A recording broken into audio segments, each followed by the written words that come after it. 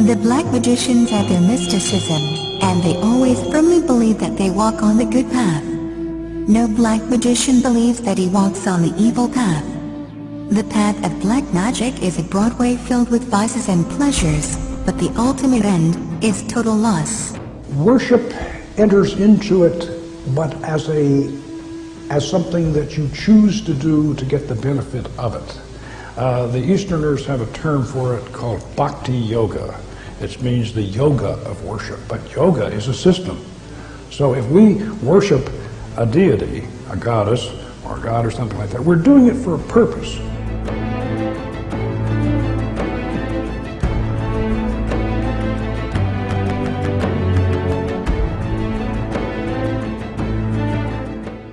The Lemegeton and the Greater Key of Solomon, these handbooks of magic were attributed to Solomon for two reasons. Number one, he was the great magician, the legendary magician, and number two, these people were afraid to put their real names on the books because they'd get burned at the stake.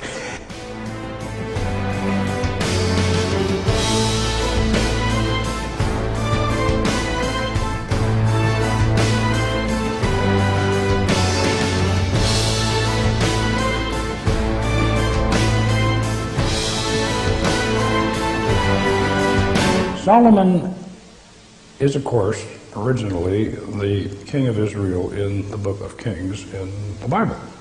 And he lived around 800 BC, and he was the great king who built Solomon's temple. So now from his legend, if you will, arises the Masonic fraternity, and also arises the legend of Solomon the great magician. He supposedly mastered the demons and the spirits, and as the Arabians say, the jinn. I didn't bother to do a closing pentagram or to close the circle or to banish the spirit or anything like that. So we just left. And then 3 hours later, she grabbed me out of a sound sleep and sunk her fingernails into me and woke me up, and she was staring up at the ceiling, and she said, "There he is." And I had to drag her back into the circle, and we had to exorcise that spirit. Magical rituals weren't only prominent in Babylon, or later in the Kingdom of Judah. It was also very much part of ancient Egypt, and was also part of their religious practices. Ancient Egyptian religion was a complex system of beliefs and rituals which was integral to ancient Egyptian society. It centered on the Egyptians' interaction with a multitude of deities who were believed to be present in and in control of the forces and elements of nature.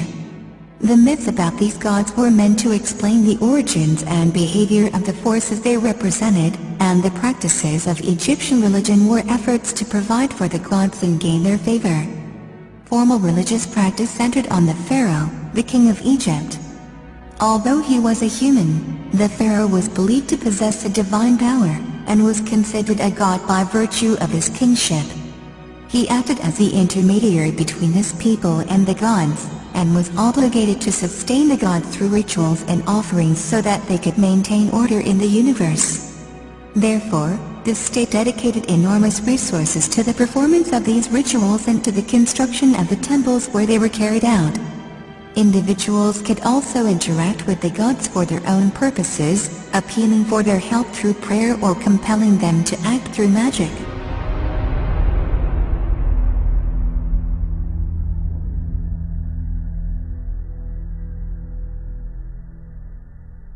As the mystery religion spread all over the world from Babylon, they found expression in all countries of the ancient world, with only a change in the names of the gods and slight variations in the rituals.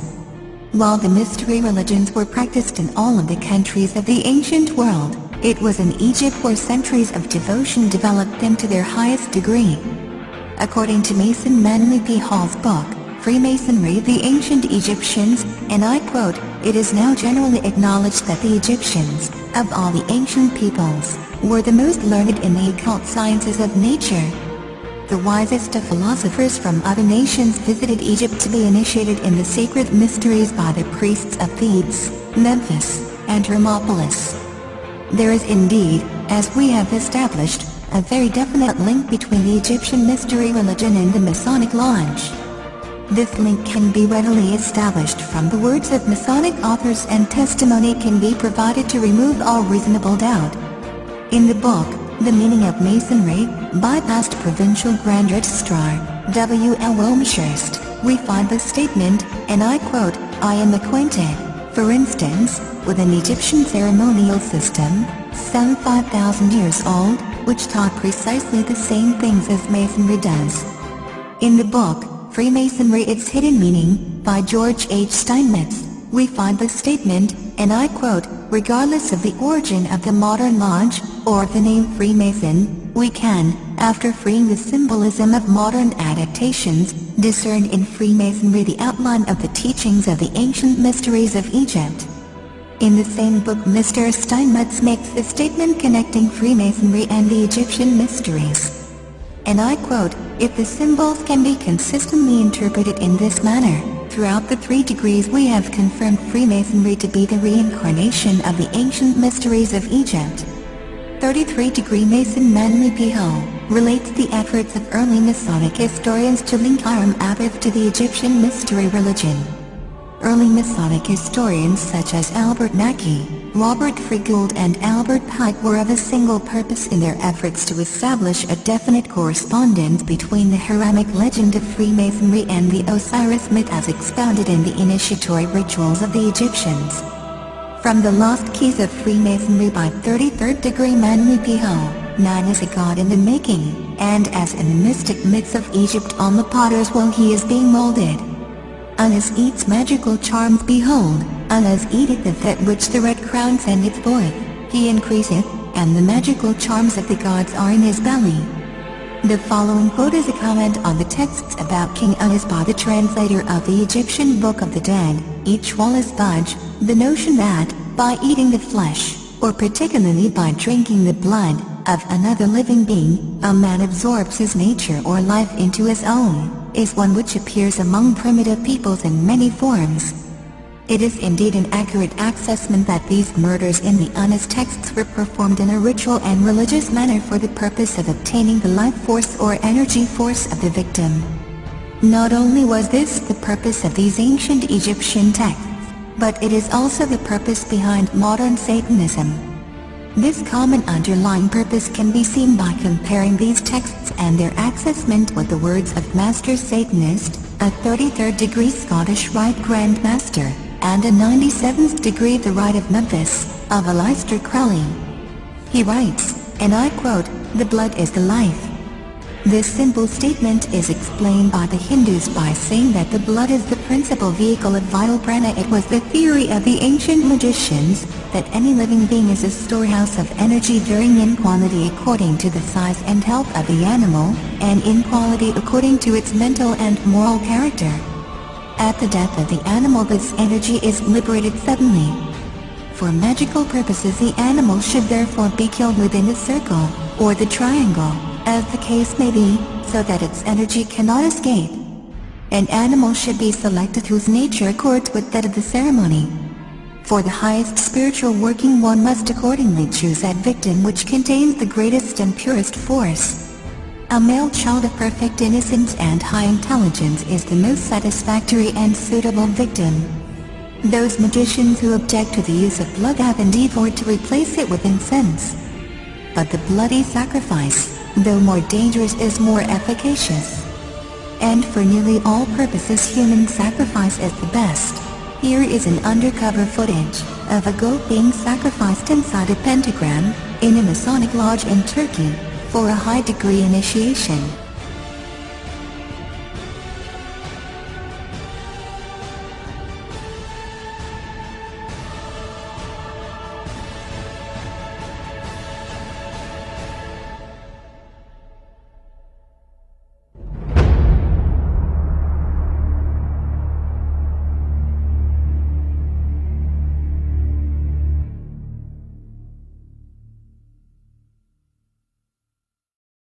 Form without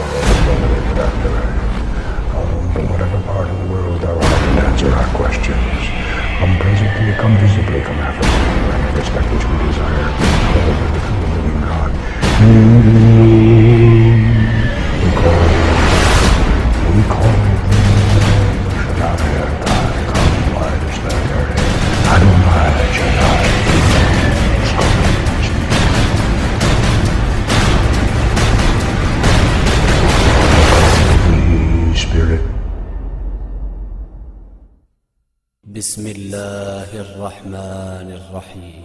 قل أوحي إلي أنه استمع نفر من الجن فقالوا إنا سمعنا قرآنا عجبا يهدي إلى الرشد فآمنا به ولن نشرك بربنا أحدا وأنه تعالى جد ربنا ما اتخذ صاحبة ولا ولدا وأنه كان يقول سفيهنا على الله شططا وأنا ظننا أن لن تقول الإنس والجن على الله كذبا وأنه كان رجال من الإنس يعوذون برجال من الجن فزادوهم رهقا وأنهم ظنوا كما ظننتم أن لن يبعث الله أحدا.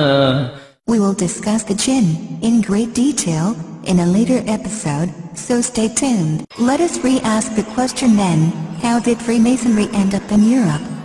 11th century Europe was ruled by the Catholic Church, which held a firm grip on all aspects of society. This enabled Pope Urban II to wage war on the Muslim Caliphate in Jerusalem, the First Crusade, and on what he called the War of the Cross, to recapture Jerusalem from Muslim rule. It had been under Muslim rule since the year 637.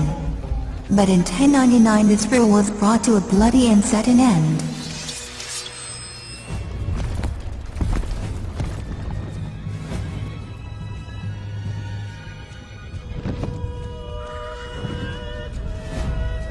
And it was said that the blood ran in the streets, knee-high to the horses.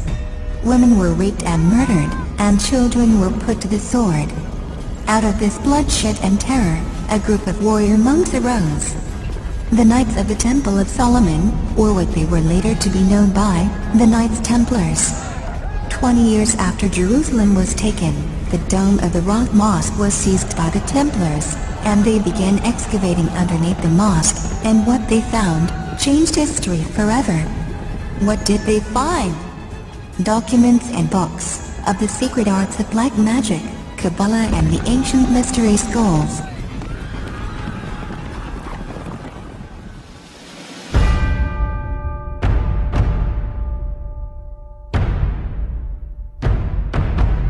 In 1187, after 200 years of war, the Muslims recaptured Jerusalem under the leadership of Saladin.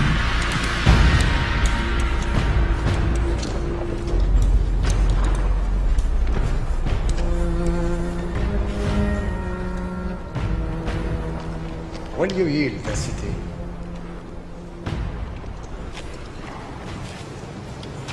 Before I lose it, I will burn it to the ground. Your holy places, ours, every last thing in Jerusalem that drives men mad. I wonder if it would not be better if you did. You will destroy it? Every stone. And every Christian knight you kill will take 10 Saracens with him. You will destroy your army here and never raise another. I swear to God that to take this city will be the end of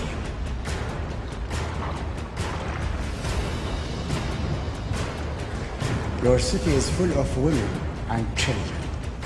If my army will die, so will your city.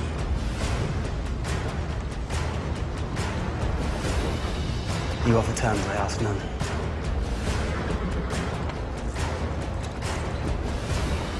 I will give every soul safe conduct to Christian lands. Every soul. The women, the children, the old, and all your knights and soldiers, and your queen. Your king, such as yours, I leave to you, and what God will make of it. No one will be harmed, I swear to God. Christians butchered every Muslim within the walls when they took this city. I am not those men. I am Salahuddin. Salahuddin. Once the Templars arrived back in Europe, they became very wealthy, they became the bankers, and the finances of all the European monarchs. In 1307, or 120 years after their departure from Jerusalem, their secret order was in place and fully operational. Pope Clement VII and King Philip of France accused the Templars of several heresies, including devil worship, black magic, sodomy, and many other mortal sins, which were part of their newfound rituals. The Templars were rounded up, tortured, imprisoned, and put to death. But a few of them managed to escape the same fate of their brethren, and that's when they went underground and changed their identity from the Knights Templars to the Freemasons. They found home in Scotland.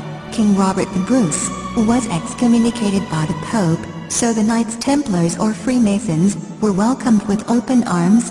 Both shared the same enemy, the Catholic Church. In the mid-15th century, the Crusader William Sinclair started construction of Rosslyn Chapel, which is the first landmark of the Freemasons, and is supposed to be a representation of Solomon's Temple.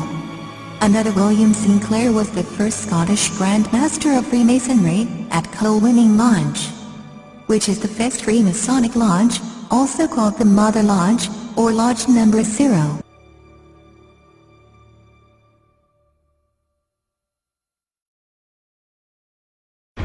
"2,000 years before mankind was created, there were creatures on the earth, and they caused corruption on it and shed blood. Then God sent against them a troop of angels who casted them away to islands in the seas.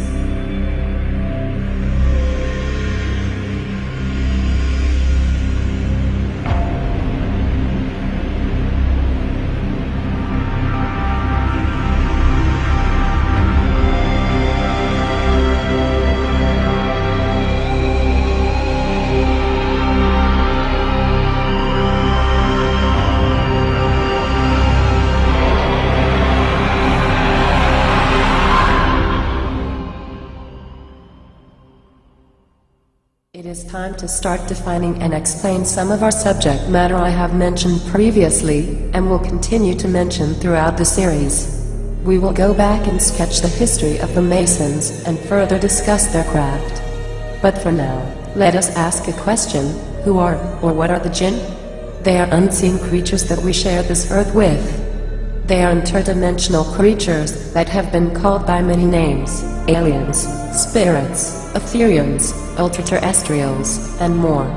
In God's book, the Holy Quran, their creator, God Almighty, gives them a name: the Jinn.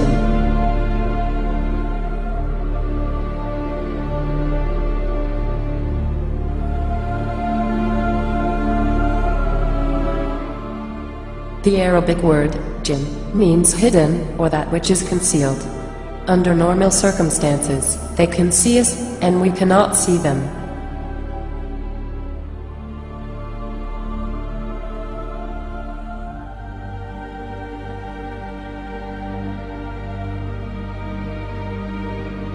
The Jinn have a free will to choose, just like human beings.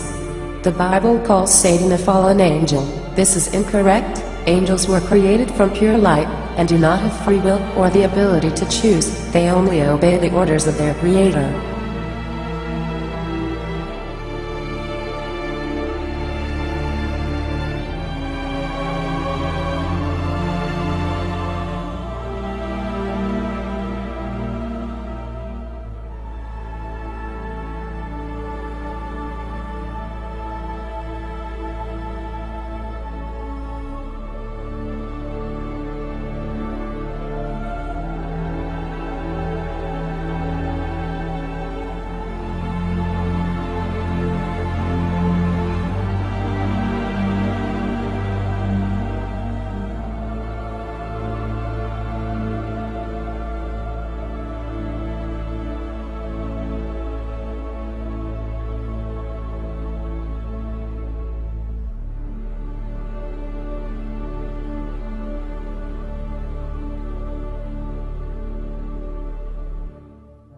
The Jinn are of three types: those who have wings and fly in the air, those who resemble snakes and dogs, and those who travel about ceaselessly.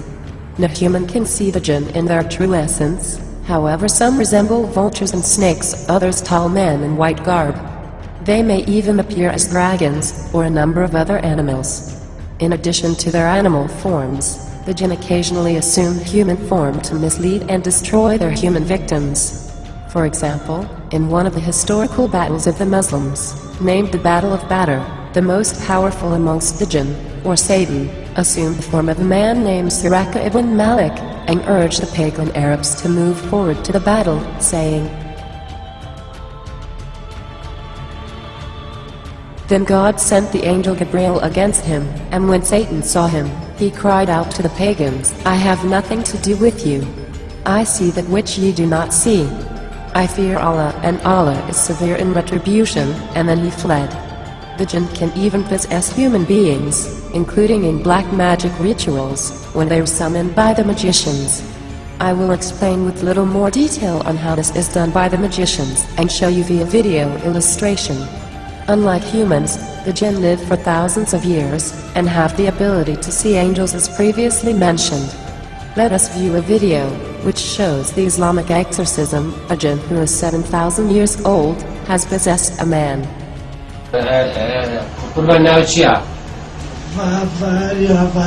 فاريا شوف تغير اسمه يقول اسمي فاريا فاريا وين أهل فاريا؟ كونغو كونغو شنو كونغو أستاذ كونغو شيا؟ كونغو اسم المملكة جمهورية في أفريقيا. في أفريقيا نعم. كونغو أنت شو اسمك؟ فاريا أنت مسلم مسيحي يهودي؟ جولك يعني يهودي. شو يقول أستاذ؟ يهودي. يقول عن يهودي. كل الزين. الله أكبر. شوف أنت مرة ثانية تجي يمي مو صحيح يا هذا الأخ علي محمد جيت يمي يقول نعم نعم. أنت تستسلم لما تسلم. دقيقة مسلمان يا نبي مسلمان.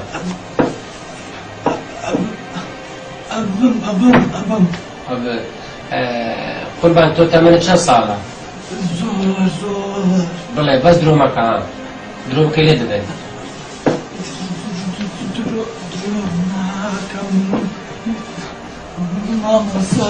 كم صار قربان؟ لا زاني تو راز بالله تمنى كم ده؟ بس سببك.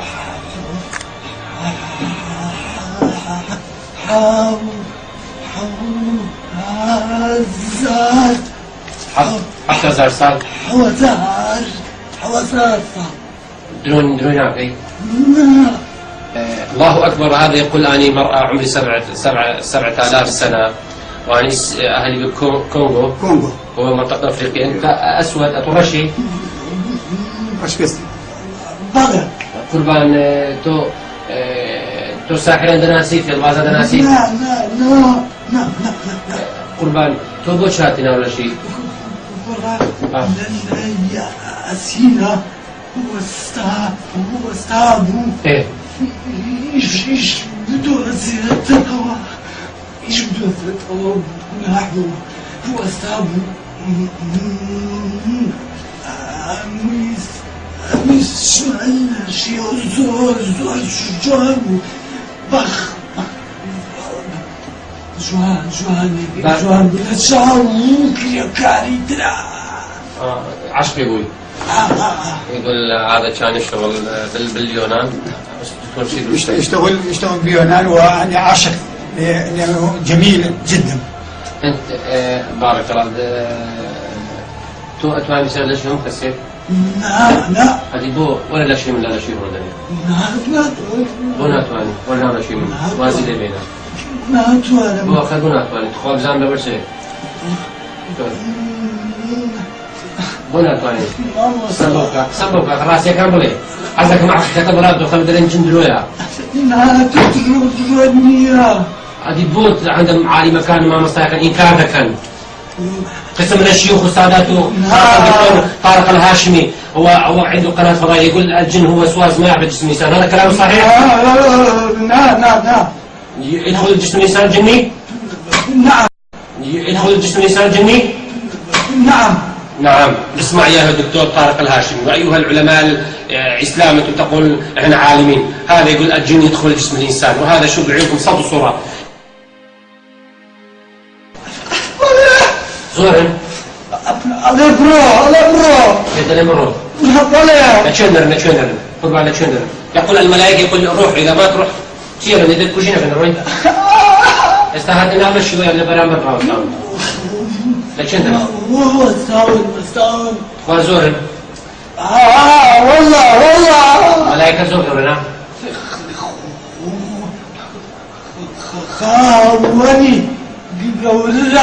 ورن أمن سنفيا كتير كيف كتيا قرآن الله أكبر يقول عندك كتب عليها القرآن معجزة الله أكبر ورسى برنامج إخوان عيد برنامج قل أوحي إلي أنه استمع نفر من الجن فقالوا إنا سمعنا قرآنا عجبا يهدي إلى الرشد فآمنا به ولن نشرك بربنا أحدا وأنه تعالى جد ربنا ما اتخذ صاحبة ولا ولدا ولهم عذاب واصب إلا من خطف الخطفة فاتبعه شهاب ثاقب صدق الله العظيم. تيجي شو قربان؟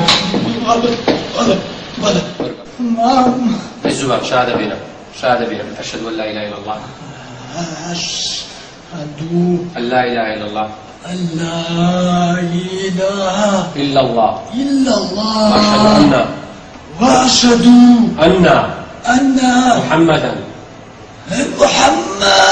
رسول الله وعيسى رسول الله رسول الله عبد الله وموسى نبي الله عبد الله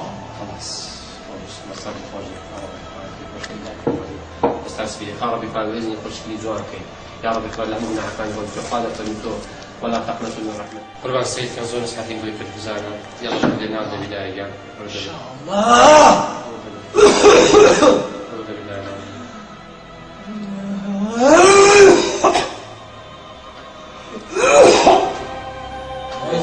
نادي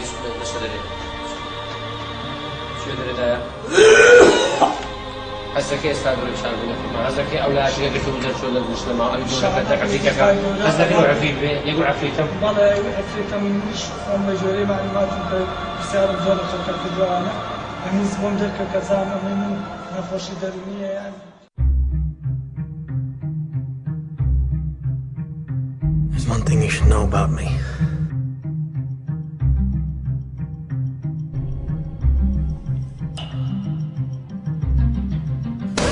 You're talking about dreams?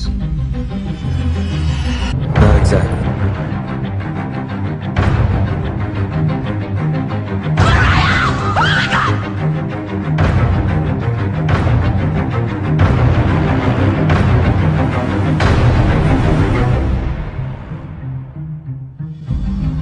We create the world of the dream. We bring the subject into that dream.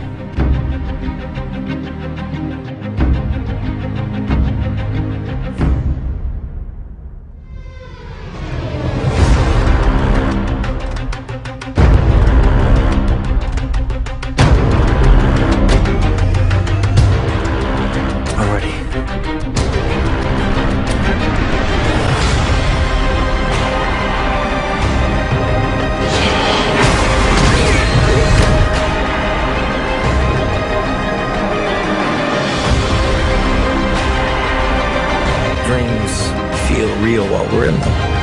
It's only when we wake up that we realize something is actually strange.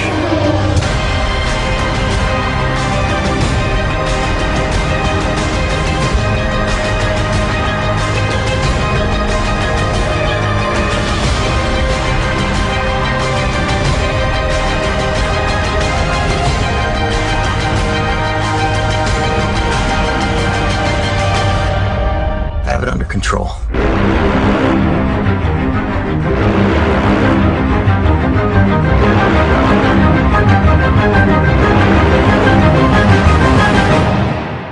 I'd hate to see out of control.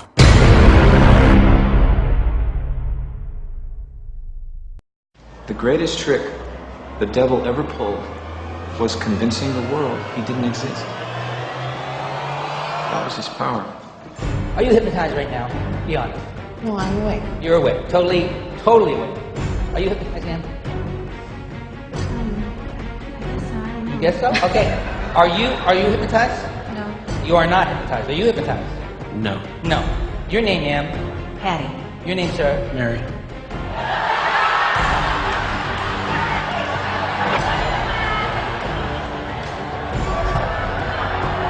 Your name is? Mary. Your name is? Patty. Your name is? Bob. Your name is? Bob. Could I see your name tag just a second, if you don't mind? It says Karen. What's your name? Bob. Are you positive? Yes. Are you positive your name is Mary? Yes. Are you a betting person? I got a bet you might be interested in. I'm willing to bet you $500 that your name is actually Paul, not Mary. I'll bet you $500 your name is Paul. Would you take that bet? No. What's your name? Mary.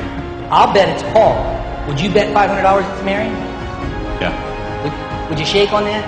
Before you shake. How many people in this room think his name is Paul? Can I see by show of hands? See all those hands up there? See them all? How many people think his name is Mary? See up.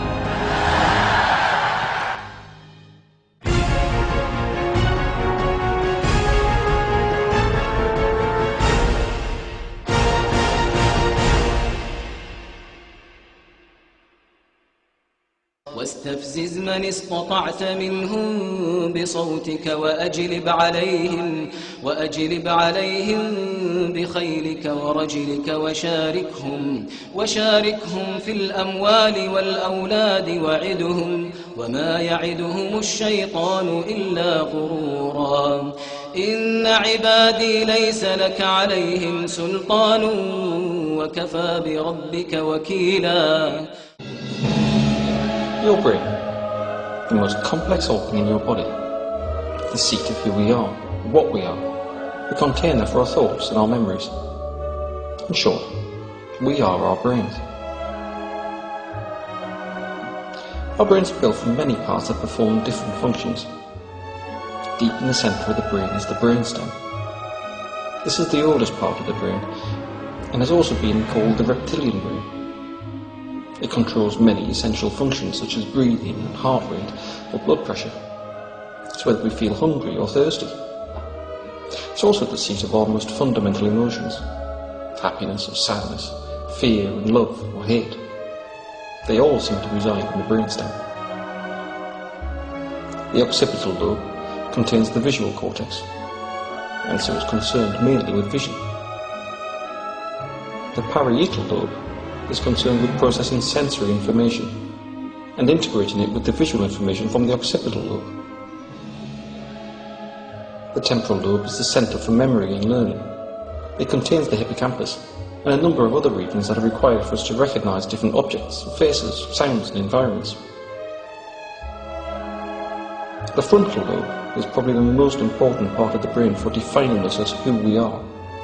It's where our higher emotions and personality reside, as well as language and social behaviour, lots of the things that we think of as being human. It's our decision-making centre and contains the motor cortex, which controls voluntary movement. At the back of the brain are the two lobes of the cerebellum.